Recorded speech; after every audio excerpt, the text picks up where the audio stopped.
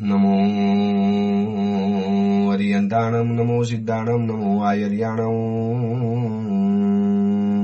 नमो वज्रायाणं नमो लोये सौवसावणं एषो पञ्च नमुकारो सौवपावपणासणो मङ्गलाहारणं च सौवेसि बडमम वै मङ्गलम् मंगलम भगवान वीरो मंगलम गौतम प्रभु मंगलम स्थूलभद्राद्या जैन धर्मोस्तु मंगलम। પ્રવચનનો વિષય છે ગિરિરાજની ગૌરવભરી વાતો, પાર્ટ 3। આપણે છેલ્લા 3 દિવસથી આ ગિરિરાજની ગૌરવભરી વાતોને આપણે જાણી રહેલા છીએ। શત્રુંજય તીર્થાદિરાજની અંદરમાં આવ્યા પછી ગિરિરાજ તરફની જે સંવેદના જાગી, જે ભાવનાઓ ઉભી થઈ, જે ઉન્મેષ જાગ્યો અને આ બધું જે વિચારતા વિચારતા જે આવ્યું, બસ એ વાતો હું તમારી સમક્ષ રજૂ કરું છું। તો આપણે ગઈકાલ સુધીની અંદરમાં 16 તીર્થની ટોટલ 27 વિશેષતા જોવી છે। એમાંથી આપણે 16 વિશેષતાને ગઈકાલ સુધી જોઈ કે આ ગિરિરાજની આમ તો અસંખ્ય વિશેષતા છે। ગિરિરાજના આમ તો 108 નામ છે, આમ એક અલગ પ્રકારના 21 નામ પણ મળે છે। પરંતુ આ ગિરિરાજની એક અલગ પ્રકારની વિશેષતા કે અહીંયા આવ્યા પછી લગભગ દરેક વ્યક્તિને આવો કંઈક અલગ પ્રકારનો અનુભવ થતો હોય છે।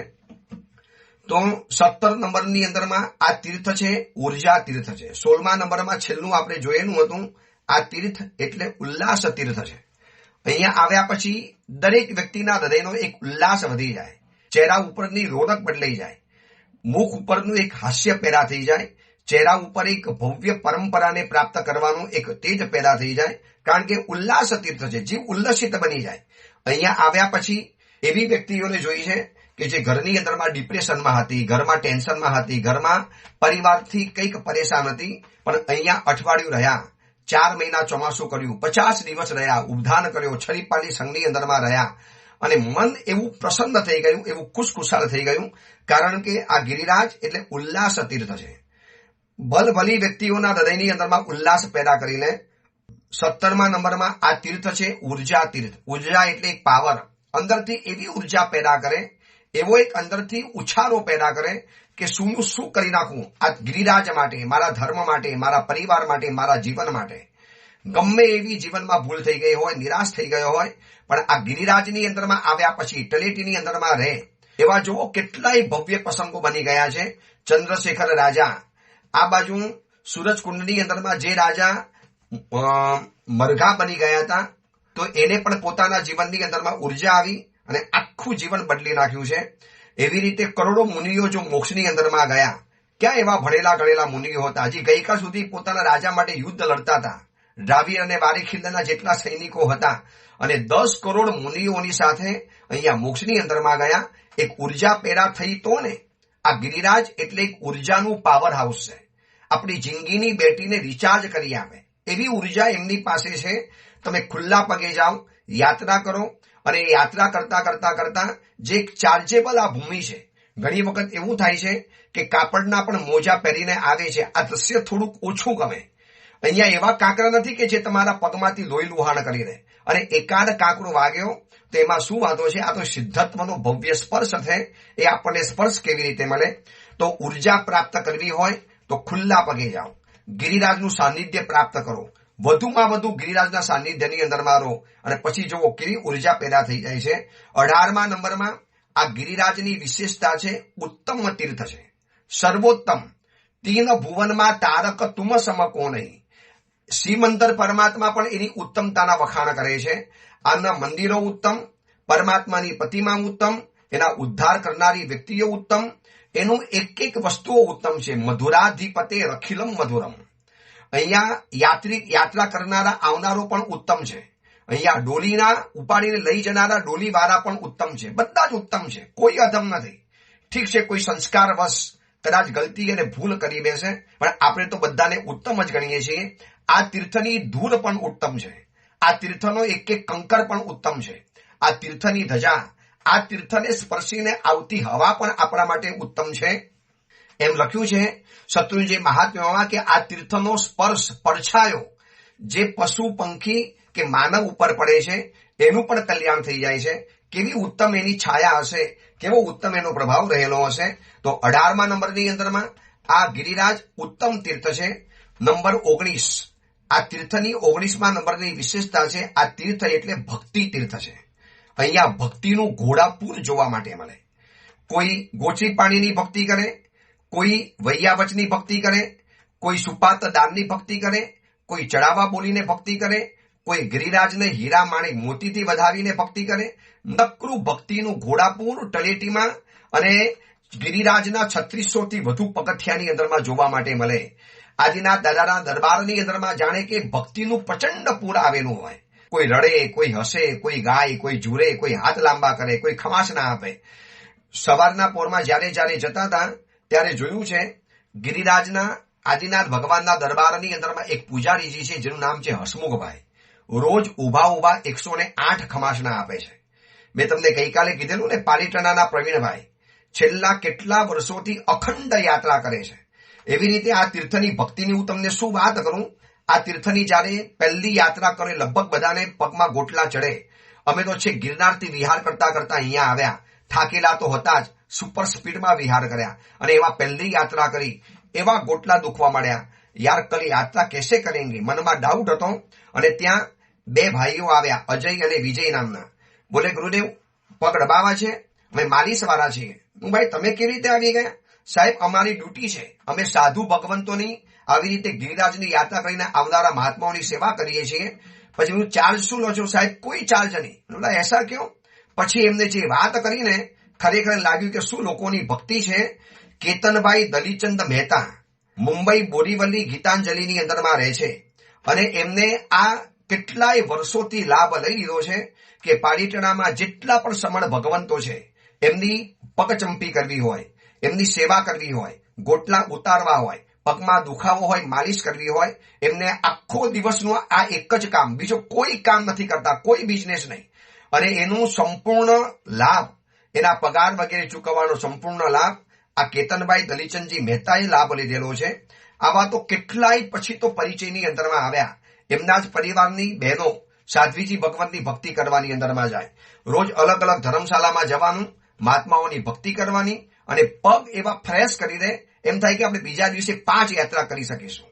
આવી તો ભક્તિનું અહીંયા ઘોડાપૂર ચાલે છે. કોઈ અલગ અલગ દ્રવ્યોની ભક્તિ કરે, કોઈ વસ્તુ વોરાવાની ભક્તિ કરે, કોઈ કેમ્પ રાખીને ભક્તિ કરે.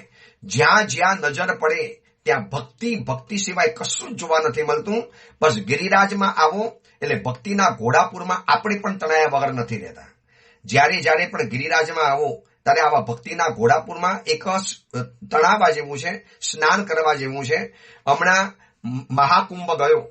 મહાકુંભની અંદરમાં કરોડો માણસોએ જેમ સ્નાન કર્યું છે એમાં ગિરિરાજની અંદરમાં જાણે કે ભક્તિનો મહાકુંભ ચાલે છે. અને અહીંયા તો કુંભ 12 મહિના ચાલે અને હજારો વ્યક્તિઓ આની અંદરમાં સ્નાન કરીને પવિત્ર બની શકે છે. એવા ભક્તિ કરનારા મહાપુરુષો અહીંયા જોયા છે. એવા સાવક સાવિકાઓ જોયા છે કે કેટલો ઉલ્લેખ કરીએ. પોતાના ખર્ચે રહે, સમણ સમણી ભગવંતોને સુંદર વસ્તુઓ વોરાવીને ભક્તિ કરે, સુંદર ગોચી પાણી વોરાવીને ભક્તિ કરે, કોઈ આવા લાભ લઈને ભક્તિ કરે, કોઈ ઉપાશ્રય બનાવી આપીને ભક્તિ કરે. જેને જે ભક્તિનો પ્રકાર પસંદ પડ્યો એ બધું જ કરતા ગયા. કારણ કે આ ભરત ચક્રવર્તીથી ભક્તિની પરંપરા ચાલી આવે છે. ભરત ચક્રવર્તીએ પણ આવી ભક્તિની પરંપરા શરૂ કરેલી હતી. હજારો સાવક સાવિકાઓને સાવક બન્યા હોય, 12 વ્રત જેને સ્વીકાર્યા હોય એ બધાની ભક્તિ રાજા ભરત ચક્રવર્તી કરતા હતા. ત્યારથી આ ભક્તિની પરંપરા ચાલુ થઈ ગઈ. 20મા નંબરમાં આ શત્રુંજય તીર્થ એટલે વિજય તીર્થ છે. અહીંયા પરાજય જોવા માટે નહીં મળે, અહીંયા વિજય જ મળશે. કર્મોની સામે આપણે જીતવું છે. આ તીર્થની અંદરમાં આવીને રહો, આ તીર્થની ભક્તિ કરો. અહીંયા ભલભલી વ્યક્તિઓને વિજય મળ્યો જેને એવી ભૂલ કરી છે કે જેમ પરાજયની અંદરમાં ગરાડૂબ બની ગયેલા હતા. આ તીર્થમાં આવ્યા, ધ્યાન કર્યું, ભક્તિ કરી, તીર્થની આરાધના કરી અને જિંદગીની અંદરમાં વિજય પ્રાપ્ત થઈ ગયો. આવા તો કેટલાય દ્રષ્ટાંતો શત્રુંજય મહાત્માની અંદરમાં બતાવવાની અંદરમાં આવ્યા છે. ચંદ્ર રાજા જિંદગીમાં પરાજય બની ગયેલા અને અહીંયા આવ્યા, સૂરજકુંડની અંદરમાં ગયા અને જિંદગીની અંદરમાં જીતીને બહાર આવી ગયા. આવા તો કેટલાય પ્રસંગો આજના કાળમાં પણ જોવા માટે મળે છે. જિંદગીની નૌકા કોઈ ઝંઝાવાતમાં ફસાઈ ગઈ છે, કોઈ તકલીફની અંદરમાં ડૂબી ગયો છે, આ ગિરિરાજની અંદરમાં આવ્યા, ભક્તિ કરી, યાત્રા કરી, થોડા દિવસ રહ્યા, દાદા આદિનાથનો જાપ કર્યો, તળેટીમાં બેસી અને બસ શ્રદ્ધાથી બેઠા રહ્યા અને વિજય પ્રાપ્ત થઈ ગયો. આ એક વિજય તીર્થ છે. અહીંયા આવ્યા પછી પરાજય લગભગ નથી મળતો. અહીંયાથી બધા જીતીને જ પાછા થાય છે. તારે દ્વારે આવીને કોઈ હારીને પાછો ન જાય. પ્રભુ આપના દરબારમાં કોઈ થોડો હારીને જવાનો હતો? અહીંયા કપરલી યક્ષ પહેલા મિથ્યાથી બની ગયેલો, તો એને પણ અહીંયાથી હારીને ભાગવું પડ્યું અને જીન શાસનનો વિજય થઈ ગયો. એવો સમય હતો કે જે સમયની અંદરમાં આ તીર્થની અંદરમાં એક મંદિરની ઈંટ પણ નથી મુકાતી, નવી મૂર્તિ નથી ભરાવી શકાતી. ધીરે ધીરે સમય બદલાયો અને આજે વિજય પતાકા ફરફરે છે, કારણ કે આ વિજય તીર્થ છે. નંબર 21માં નંબરમાં આ તીર્થ છે આત્મનિરીક્ષણ તીર્થ છે. આ તીર્થની અંદરમાં બેઠા પછી આપણને આપણું આત્મનિરીક્ષણ થાય, આપણા આત્માના દોષો દેખાય, આપણી આત્માની ભૂલો દેખાય, આપણી આત્માની જે પણ કાંઈ ગલતીઓ છે એ આપણને જોવા માટે મળે, જાણવા માટે મળે, કારણ કે આત્મનિરીક્ષણ તીર્થ છે. આ તીર્થના આયનાની અંદરમાં આપણે આપણા આત્માને જોઈએ, ભીતરી આપણી જે દોષોની ભાવના, આપણી અંદરમાં રહેલા જે દોષોના કીડા જે ખત બને છે ને એ આપણને દેખાય. એટલે આપણે આત્મનિરીક્ષણ કરીએ કે ક્યારે આ સંસારમાંથી છુટકારો પામીશ, ક્યારે આ દોષોની ચુંગાલમાંથી બહાર નીકળીશ, ક્યારે આ બધા વિષય કષાયોના સેવનો બંધ કરી અને એક મારી આત્માની એક અસલ યાત્રાને હું શરૂ કરીશ. આવું આત્મનિરીક્ષણ વારંવાર થાય. પોતાના આત્મા તરફ જોવાનું અહીંયા બેસીને મન થાય કે અનંતા જીવો મોક્ષની અંદરમાં ગયા તો એ લોકો તર્યા તો હું કેમ ન તર્યો? ગિરિરાજ તો ત્યારે પણ હતો, આજે પણ ગિરિરાજ છે. આનું અસ્તિત્વ તો શાશ્વતું છે. તો મારું ઉદ્ધાર કેમ ન થયો? મારો મોક્ષ કેમ ન થયો? બસ પછી શરૂ થાય છે આત્મનિરીક્ષણની યાત્રા. પોતાના જ આત્માના નિરીક્ષણને પોતે વિચારે, મારી જ ભૂલ છે, મેં જ પ્રભુની આજ્ઞા સાચી નથી પાડી, મેં જ પ્રભુની સાથે દૂરનો સંબંધ રાખ્યો, નમી વિનમી જોડાઈ ગયા તો કામ થઈ ગયું. પ્રભુની સાથે જે જોડાઈ ગયા બધાનો ઉદ્ધાર થઈ ગયો અને હું રહી ગયો છું, કારણ કે મેં મારી જિંદગીમાં પ્રભુને સાચી રીતે પકડ્યા નથી. આવું એક આત્મનિરીક્ષણ શરૂ થાય અને પછી જો કેવી યાત્રા શરૂ થઈ જાય છે. તો નંબર 22 એમાં ગિરિરાજની 22 નંબરની વિશેષતા છે. આ ગિરિરાજ છે મંગલ તીર્થ છે. એવું મંગલ તીર્થ છે સવારના પરમાં ઉઠીને આપણે નામ લઈએ અને આખો દિવસ મંગલમય જાય. સકલ તીર્થમાં રોજ સવારે બોલીએ છીએ ને આપણે, સમેત શિખર શેત્રુંજો સાર, પંચે તીર્થ ઉત્તમ થાન, સિદ્ધિ ગયા તેને કરું પ્રણામ. આ 5 તીર્થોને આપણે સવારના પરમાં યાદ કરીએ છીએ, કારણ કે મંગલ છે. આ મંગલ વસ્તુને સવારના સમયમાં યાદ કરો, પથારીમાંથી ઉઠી અને ગિરિરાજને યાદ કરો, દિવસ મંગલમય જાય. રાતના સુવો અને ગિરિરાજને યાદ કરીને સુઈ જાઓ, રાત પણ મંગલમય જાય. કોઈ શુભ કાર્ય કરવા નીકળવું છે, આવા ગિરિરાજને યાદ કરો અને આપણા બધા જ કાર્યો મંગલ થયા રહે. અમ ઘેર મંગલિક તુમ ઘેર મંગલિક, કારણ કે મંગલ તીર્થ છે. મંગલનો મતલબ છે જીવનને મંગલ બનાવી દે, જીવનને શુભ બનાવી દે, જીવનને સ્વચ્છ બનાવી દે, જીવનને નિષ્કંટક બનાવી દે, જીવનને નિરાવરણ બનાવી દે, જીવનને નિશ્ચિંત બનાવી દે. આ એક મંગલની તાકાત છે. નવા ઘરને રહેવા જવું હોય તો વ્યક્તિ મંગલ કરીને જાય, પરીક્ષા આપવા જવું હોય ત્યારે પણ વ્યક્તિ મંગલ કરીને જાય છે. તો આ એક મંગલ તીર્થ છે. 23મા નંબરની આ તીર્થની વિશેષતા છે. આ તીર્થ એટલે મહિમા તીર્થ છે. આ તીર્થનો મહિમા અજબ ગજબનો છે. આ તીર્થનો મહિમા જે વર્ણન કર્યો છે શત્રુંજય મહાત્માની અંદરમાં, અહીંયા કરેલો એક ઉપવાસ હજારો ઉપવાસનું પુણ્ય આપે. અહીંયા કરેલું એક નાનકડું દાન અને અસંખ્ય દાનનું પુણ્ય આપી દે. અહીંયા એક મુનિ ભગવાનને દાન દિયો, એક મુનિને દાન દિયંતા લાભ ઘણો સિદ્ધાચલ પાવે. આ બધા ઉલ્લેખો મળે છે. અહીંયા એક તમે ધૂપ આપો, અહીંયા એક ઘી તમે પરમાત્માના ચરણોમાં ધારણ કરો, એક અંગરસનું તમે પરમાત્માને અર્પણ કરો અને એનું પુણ્ય અજબ ગજબનું મળે છે. અહીંયા તમે કોઈ સમણ સમણી ભગવંતને ઉપાશ્રય બનાવી આપો, એમની સ્થિરવાસની વ્યવસ્થા કરાવી આપો, અહીંયા યાત્રિકોની વ્યવસ્થા કરાવી આપો. આ ભાથા ખાતાની અંદરમાં જાઓ, કેવો ભાથા ખાતાનો મહિમા છે. ભાથા ખાતાની અંદરમાં લગભગ રોજના 1000 થી 1200 માણસોને, પણ કેટલી અનુપમ ભક્તિ. વ્યક્તિને લગભગ ભોજનશાળામાં જવાની જરૂર ન પડે. યાત્રા કરીને લગભગ 12, સવા 12, 1 વાગે 2 વાગે નીચે ઉતરે, ગરમ ઉકારો, ચા, સેવ, બુંદી, સુખડી, મોહનથાળ અને પેટ ઠારી દે એવી સરસ મજાની વરિયાળીને પાણીની ભક્તિ. કેવો અજબ ગજબનો આ તીર્થનો મહિમા છે. લાભ લેવાની પડાપડી થાય છે, ના પાડવી પડે છે. આ એક મહિમા છે તીર્થનો. બસ એ મહિમાને ઉજાગર કરવો એ જવાબદારી આપણી છે. આ મહિમાને ઓર આગળ વધારવો એ જવાબદારી આપણી છે. 24મા નંબરમાં આ તીર્થ છે મુક્તિ તીર્થ છે. અહીંયાથી કેટલા કરોડો જીવો મોક્ષની અંદરમાં ગયા. ઈહા મોક્ષે ગયા કઈ કોટી રે આદિશ્વર અલબેલો રે. 99 પ્રકારની પૂજામાં શુભવીર વિજયજી સાહેબે લખ્યું છે અહીંયાથી કરોડો કરોડો કરોડો નહીં અનંતા જીવો મોક્ષમાં ગયા. તો આપણે કેમ રહી ગયા? મોટો સવાલ. આત્મનિરીક્ષણ વાત કરીને આપણે કેમ રહી ગયા? હજારો લાખો કરોડો અનંતા જીવો મોક્ષમાં ગયા. આપણા કરતા ગયેલા બીતેલા જીવો મોક્ષની અંદરમાં ગયા. તો આપણો મોક્ષ કેમ ન થયો? બસ આપણે આ ગિરિરાજને કદાચ પકડ્યા નથી, સારી રીતે સેવ્યા નથી, ગિરિરાજને સમર્પણ નથી કર્યું અને આ મુક્તિ તીર્થની આપણે સાચી રીતે ઉપાસના નથી કરી. અગર કરી હોત તો અહીંયા તો એવી અભણ વ્યક્તિઓ આવી જેને ઈરિયા વૈયા પણ નથી આવડતી, જેને લોગસ અને નૌકાર પણ નતો આવડતો. એવા જીવો જો મોક્ષની અંદરમાં જઈ શકે તો મારો અને તમારો ઉદ્ધાર કેમ ન થાય? આપણે એવા કઈ અનાડી નતા, આપણે એવા કઈ અસંસ્કારી નતા, આપણે એવા કઈ અસભ્ય નતા, આપણે કોઈ એવા સાવ ગમાર પણ નતા, તો છતાં પણ આપણો મોક્ષ નથી થયો. કારણ કે આપણે આ મુક્તિ તીર્થની નજીકમાં સાચી રીતે નથી ગયા. અગર સાચી રીતે મુક્તિ તીર્થના સેવન કર્યા હોત તો જીવનની અંદરમાં જય જયકાર થઈ ગયેલો હોત. તો 24મા નંબરમાં આ તીર્થ છે મુક્તિ તીર્થ છે. 25મા નંબરની અંદરમાં આ તીર્થ છે શ્રદ્ધા તીર્થ છે. અહીંયા જ્યાં નજર નાખો દરેક વ્યક્તિને એક શ્રદ્ધા છે, બસ 24 છઠ કરીશ મારો બેડો પાર થઈ જશે. એવા યાત્રિકો જોયા, એવા સમણ સમણી ભગવંતોના પરિચય થયા કે આપણે વિચારી ન શકીએ એવી કમાલ કરી જાય છે. એક એવા સાધક મળ્યા જે વ્યક્તિએ 500 ગિરિરાજના અઠ્ઠમ કર્યા છે અને દરેકની અંદરમાં વિશિષ્ટ યાત્રાઓ કરી છે.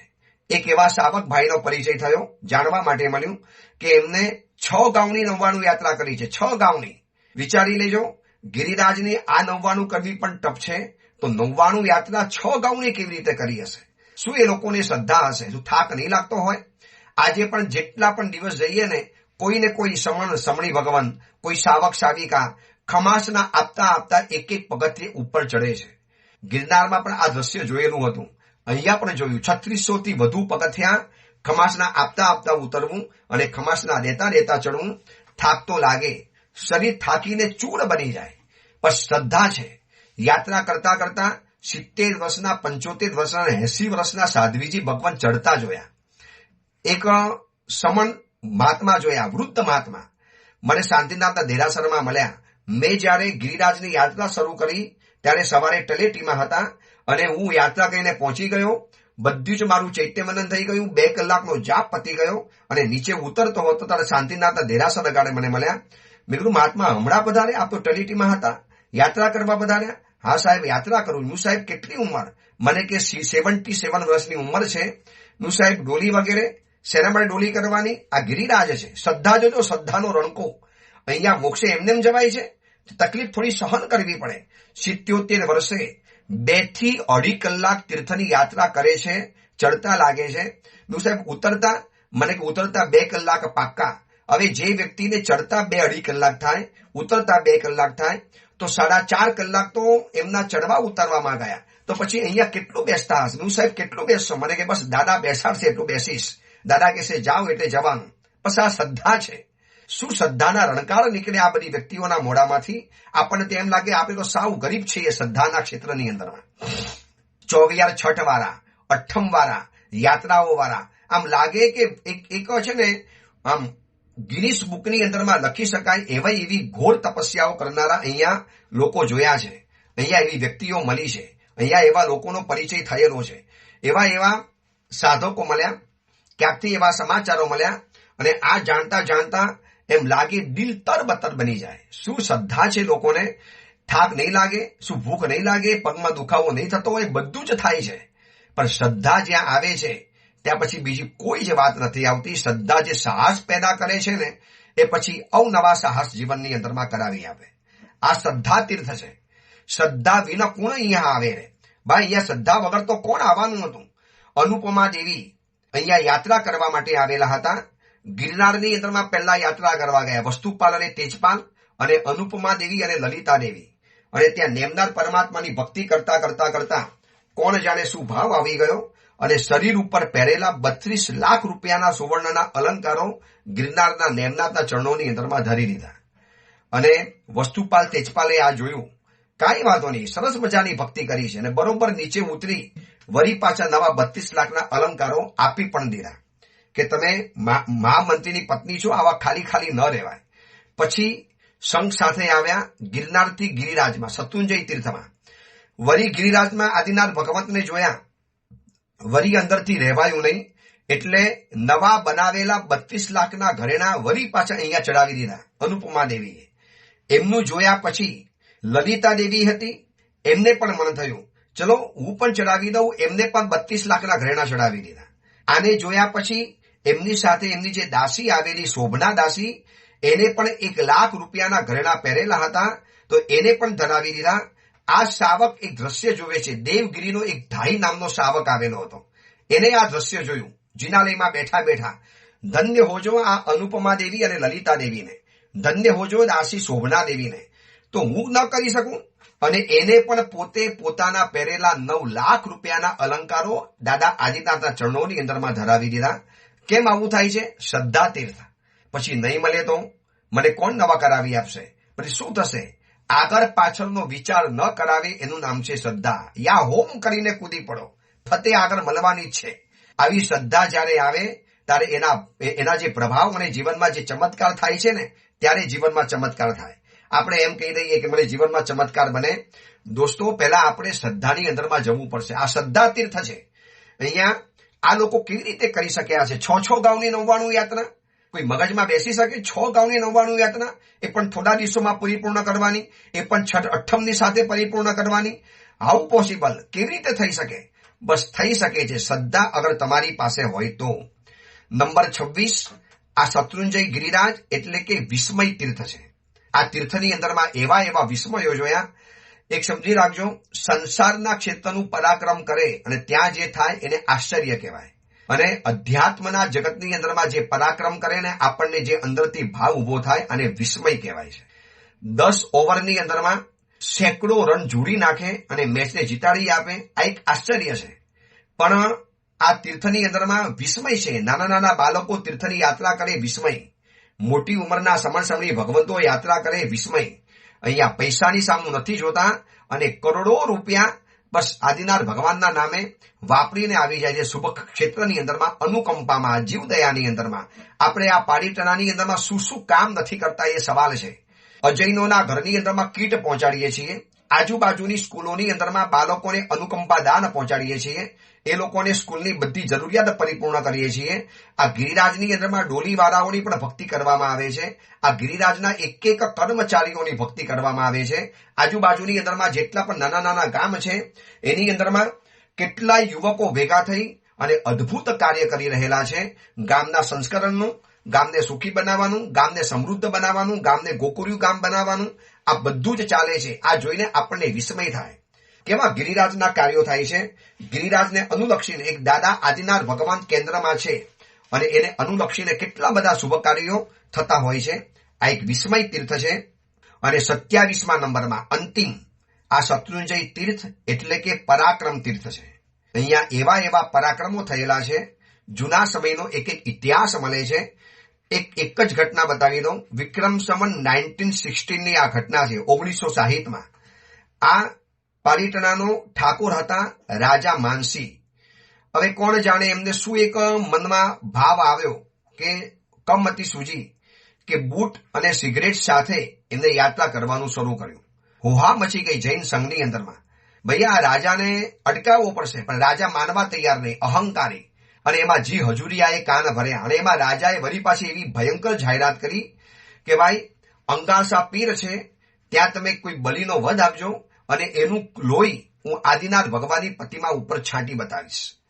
આ સત્ય ઘટના બતાવું છું. હવે જૈન સંઘમાં તો આનાથી વધારે હાહાકારના સમાચાર શું કહેવાય. વિરોધ થયો, રેલીઓ નીકળી, રાજાને આવેદન પત્રો અપાવડાયા, બધું જ કર્યું, પણ રાજાને કોણ રોકે? ગામનો રાજા છે, માલિક છે, કોણ એને સમજાવવાની અંદરમાં જાય? બહુ બધી આજીજી કરી, બહુ બધું સમજાવ્યું, બહુ બધું એની વાતો બધી કે આવું ન કરી શકાય, આ પરમ પવિત્ર ગિરિરાજ છે.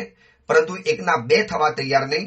અને એ સમયની અંદરમાં પૂજ્ય નેમી સુરેશ્વરજી મહારાજ અને એ સિવાયના બીજા અનેક આચાર્ય ભગવંતો મીટિંગ કરી અને એવો રસ્તો કાઢ્યો કે રાજા માનસીને આ નિયમમાંથી પાછા ફરવું પડ્યું, જે કોઈ પણ રીતે ઝૂકવા તૈયાર નતો અને છેલ્લે એને ઝૂકવું જ પડ્યું છે. મોતીશા શેઠે પણ અહીંયા કેવું ભવ્ય પરાક્રમ કર્યું. જે કુંતાસરની ખાઈ ભલભલાથી પૂરવી અશક્ય હતી, પૂરી નથી શકાતી એવી આ કુંતાસરની ખાઈને આ મોતીશા શેઠે પૂરી બતાવી. આ પણ એક ગિરિરાજનું ભવ્ય પરાક્રમ છે. ભરત ચક્રવર્તીથી લગાવી અને એમની પરંપરાની અંદરમાં જેટલા લોકો આવ્યા, કોઈ છરીપાલી સંઘ લઈને આવ્યા, કોઈ લાખો યાત્રિકોને લઈને આવ્યા, આ બધા જ ભવ્ય પરાક્રમ લોકોએ કરી બતાવ્યા છે. શું આપણે એટલું પરાક્રમ ન કરી બતાવીએ કે આ ગિરિરાજની અંદરમાં આવ્યા પછી ચંપલ નથી પહેરવા, બૂટ મોજા નથી પહેરવા, ખુલ્લા પગે અડવાના પગે ચાલવું છે આ ગિરિરાજની અંદરમાં? શું આપણે એટલું પરાક્રમ ન કરી શકીએ કે આ ગિરિરાજની આસાધનાને અટકાવવા માટે હું ડોળીનો ઉપયોગ નહીં કરું, બનશે તો ચડીને જ કરીશ, અને નહીં થાય તો ગિરિરાજની ભક્તિ નીચે બેસીને પણ એટલી જ થઈ શકે છે જેટલી ઉપર થઈને થઈ શકે છે. તળેટીમાં બેસીને થાય, બાબુના દેરાસરમાં બેસીને થાય, સમવસન મંદિરમાં બેસીને થાય, 700-800 પગથિયા ચડવાની તાકાત હોય તો કીર્તિસ્તંભનું નવું મંદિર બન્યું છે ત્યાં પણ જઈને તમે કરી શકો એમ છો. પણ શું કામ હું ગિરિરાજની આસાધનામાં ભાગીદાર બનું? મારા ઈચ્છા, મારું કેટલુંક અનુકૂળતા એ બધાને ગૌણ કરી અને હું ગિરિરાજની યાત્રા કરીશ, અને એવી રીતે કરીશ કે જેનાથી આસાધના બિલકુલ ન થાય. અગવડ વેઠી લઈશ પણ ગિરિરાજની આસાધના તો નહીં થવાનું. આને કહેવાય છે પરાક્રમની ગાથા. આવું પરાક્રમ હવે આપણે કરવું પડશે તો જ આ ગિરિરાજને આપણે બચાવી શકીશું. કેટલાક તત્વો, કેટલાક વિરોધી તત્વો છે, કેટલાક વિધર્મી તત્વો છે, જે લોકોનો એક બુરી નજર આ ગિરિરાજ ઉપર છે. આપણે બધું સમજીએ છીએ, પણ આપણે કોઈની સાથે અસભ્ય નથી બનવું, આપણે એમના જેવા નથી બનવું. બસ મારા ગિરિરાજને હું બચાવીશ, એની બધી જ આચાર સંહિતાનું પાલન કરીશ અને આચાર સંહિતા પાડી અને આ ગિરિરાજને ઉન્નત મસ્તકે આગળ વધારીશ. મારા પૂર્વજોએ મને જો અહીં સુધી આ તીર્થ પહોંચાડ્યો છે પરાક્રમો આપીને, બલિદાન કરીને, એ યાદ કરો બારોટોને કેવા એ લોકોએ બલિદાન આપે આ તીર્થને બચાવવા માટે. શું આપણે આટલું ન કરી શકીએ? હું તો 10 દિવસ માટે આ તીર્થની અંદરમાં આવેલો હતો, પણ જે હૃદયમાંથી ભાવનાઓ ઊભી થઈ, જે સંવેદનો ઊભા થયા, જે સ્પંદનો ઊભા થયા, અંદરમાંથી જે ઉન્મેષો ઊભા થયા, એ બધા જ મેં આ 27 વિશેષતામાં રજૂ કર્યા છે. કે ગિરિરાજની વિશેષતા આટલી નથી, આ તો ટૂંકી બુદ્ધિથી આપણને આટલી સમજાય છે ને આટલી દેખાય છે. બાકી આ ગિરિરાજની તો અદ્ભુત ગૌરવ ગાથા છે. 1.25 લાખ શ્લોક પ્રમાણ જેના મહાત્મ્ય હોય, જેના ચરિત્ર હોય, તો એના માટે તો આપણે કેટલા શબ્દો વાપરી શકીએ. પણ આ લાસ્ટ પરાક્રમ તીર્થ છે. મારે પણ પરાક્રમ કરી બતાવવું છે આ તીર્થની અંદરમાં આવીને, કે બિનજરૂરી ખર્ચા નહીં, બિનજરૂરી આડંબર નહીં, કોઈ એવા વિધર્મીઓને ઉત્તેજન મળે એવા બગી વગેરે, બેન્ડ વગેરે મારે નથી કરવા. જે હશે હું થોડી ઘણી જાઓ જલાલી ઓછી કરીને, થોડી ઘણી પણ અગવડને વેઠીને આ તીર્થને સુરક્ષિત બનાવીશ, તીર્થને આગળ વધારીશ, તીર્થને ઓર વધારે મજબૂત બનાવીશ. આ તીર્થ ઉપર હું કચરો નહીં કરું, આ તીર્થ ઉપર એક પણ પ્લાસ્ટિક વગેરે નહીં ફેંકું, આ તીર્થ ઉપર એક પણ કાગળ નહીં જવાનો, આ તીર્થ ઉપર કોઈ પણ અશુદ્ધિ પેદા નહીં થવાનું, આ તીર્થ ઉપર એક કચરાનો કણ પણ પેદા નહીં થવાનું. બસ આવી હૃદયમાં ભવ્ય ભાવના પેદા થશે તો આ ગિરિરાજ આપણાથી કોઈ છૂટવી નહીં શકે, કોઈ આપણાથી લઈ નહીં શકે. હજી તો આ ગિરિરાજે અનેક જીવોના કલ્યાણ કરવાના છે. શાશ્વતો ગિરિરાજ છે. આપણે નતા ત્યારે પણ આ ગિરિરાજ હતો, આપણે છીએ ત્યારે પણ આ ગિરિરાજ છે, અને આપણે નહીં હોઈએ ત્યારે પણ આ ગિરિરાજ તો રહેવાનો છે. પણ મારે શું, મેં એના માટે શું કર્યું? લોકોએ કરતા તો કરી દીધું, આઝાદી મળતા તો મળી ગઈ, એમાં તમારું કેટલું યોગદાન? એમ તીર્થને બચાવના તો બચાવી દીધા, પણ આપણે કેટલું પરાક્રમ કર્યું? આ 27 વિશેષતાઓ લોકો સુધી પહોંચાડજો, એને વારંવાર વિચારજો, વારંવાર વાગોરજો, અને ખૂબ ભાવ સાથે બસ ગિરિરાજની સુરક્ષા કરવાનો સંકલ્પ કરવો છે. 500મી ધજાની જ્યારે પ્રસંગ આવે, 500મી જ્યારે સાલગીરી આવે, બસ હજી આપણા હાથમાં 4-5 વર્ષ બચ્યા છે. બસ જે પણ કાંઈ ખૂટે છે અને ખામી છે, જે પણ કાંઈ આપણી ભૂલ છે, આ બધી જ સુધારી 500ની સાલગીરીની અંદરમાં એવી એક જય જયકાર કરવો છે, એવી દુનિયા દંગ રહી જાય એવું કંઈક એવું કરવું છે કે ઇતિહાસ યાદ કરશે કે વાહ, એક આપણા આ બલિદાનને પરાક્રમની ગાથાની અંદરમાં જોડાઈ જાય. જેમ આપણે આજે લોકોના પરાક્રમને યાદ કરીએ છીએ, તો આપણે પણ કંઈક એવું કરી બતાવીએ કે આપણું પણ પરાક્રમ દુનિયાની અંદરમાં જગ જાહેર થાય. દુનિયાની અંદરમાં જય જયકાર મચાવે. બસ એ જ ભાવ સાથે આ 27 વિશેષતાની વાતો કરી છે. આ વિશેષતા બતાવતા જે પણ કાંઈ ગિરિરાજની શાબ્દિક આસાધના થઈ ચૂકી હોય તો મન વચન કાયાથી મિચ્છામિ દુક્કડમ. બસ ગિરિરાજના ઉપાસક બની, આવા દરેક તીર્થોના ઉપાસક બની, ખાલી ગિરિરાજ માટે નથી કહેતો, દરેક તીર્થોની યાત્રા આપણે વધારીએ. બહારગામ જઈએ છીએ વેકેશનોની અંદરમાં તો હિલ સ્ટેશનના બદલે આવા તીર્થોની અંદરમાં જઈએ અને તીર્થની ઉન્નતિમાં આપણે ઓર વધારે નિમિત્ત બનીએ. એ જ મંગલ કામના, મંગલ ભાવના. જેના આજ્ઞા વિરુદ્ધ કાંઈ પણ બોલાયો હોય તો મિચ્છા